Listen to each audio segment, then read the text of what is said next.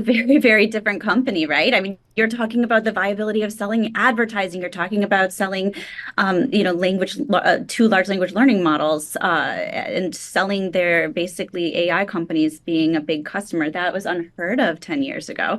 It was also unheard of for Reddit to really be a mainstream news source 10 years ago. It was really a kind of dark corner of the internet at that point with a lot of pornography, a lot of hate speech, and it's been a remarkable journey that it's been through to kind of clean up that, make its content moderation modern, and it's become sort of a model for that. Well, and it's come a long way, it sounds. Take us to the exchange earlier today. You were down there. Tell us about Stuff Snoo and what else the activity was at the New York Stock Exchange as it got ready to make its Yeah, debut.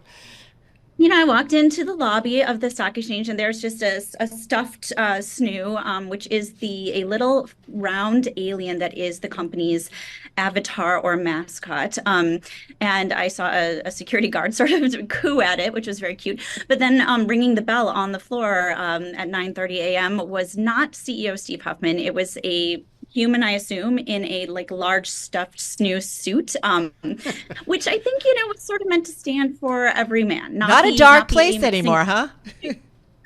Yeah, yeah, it was very cute. I mean, so so I think they're trying to appeal to their core audience as well as investors, right? They need to keep their users happy at the same time as they've gained a lot more shareholders. Hey, talk to us a little bit about that balance, Christine, because it's not necessarily Reddit's not necessarily a place. Look, there's a niche for everything on Reddit. I think it's fair to say, but the attitude of the users is not certainly one of 100% supportive of this company going this route. So how does Reddit walk that line and keep that balance? Yeah, no, absolutely. Users are quite skeptical. There are, hundreds, thousands of posts on the site from users expressing skepticism. What happens when Reddit needs to make more money? Does it start charging us? Does it start, does the selling of the content start to become something that inhibits more speech on the site?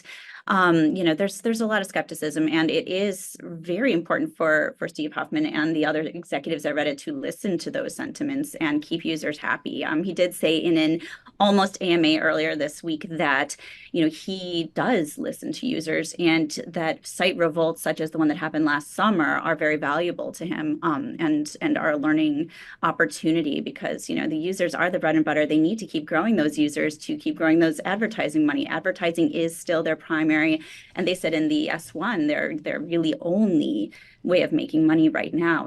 So it's very, very Well, important. He really wants to get over a billion users, and they need to keep the site very, very friendly and growing, and avoid those sort of user revolts in the future. well, that's what I was trying to get to earlier with Ed Ludlow. I want to go back to you. We're listening to Christine, but this whole idea of kind of what this site has been like, and I know they've cleaned up some stuff, but I do wonder, like, what is that balance of bringing in advertisers? Mandeep earlier talked about their already bloated cost structure, that they maybe need to work on that, but also they need to raise their user base. I mean, there's a lot of things that they're going to be juggling now as a publicly held company. The Nerds was published 2018, I think I'm right in saying, but that's like a really interesting year because that was the year that Jen Wong joined, right? And I'm sorry to keep going back to her. It's not just that I interviewed her earlier, but like I think a lot of people would credit Jen Wong with operationalizing Reddit and making it into a proper business. And by the way, she's like a really significant shareholder, more than 2 million of the shares outstanding, more than Steve Huffman as it stands because he has a complicated comp package. And I just wondered if you could reflect on what you think the tipping point was in Reddit growing up as a company a little bit, because it was so influenced by the community, right? The moderators moderate. Christine, come on in on Yeah. that. Yeah. Yeah, I do. I mean, I do think that there was this really interesting moment when, do you remember back when Ellen Pao was briefly CEO? Yeah. And She was she, interim though, right? That was on an interim yes, but basis. I think everyone intended for it to last, and she, Oh, literally okay. got harassed out of the role, by users. But what she did, this very important thing, is she basically isolated and cut off, or started to cut off, 5 different communities that were just full of hate speech on Reddit. And it was super controversial at the time. And it has since, over the past decade, become a thing that Reddit does all of the time. Reddit now has a whole set of rules and a whole different structure of moderators that was influenced by that very first step that, back then researchers found that just eliminating those 5 communities had a really interesting trickle down and eliminated, or it slowed hate speech throughout the entire site. I mean, that was, I think, this turning point. I think hiring a more advanced sales force, hiring Jen, were also very important, steps for the company.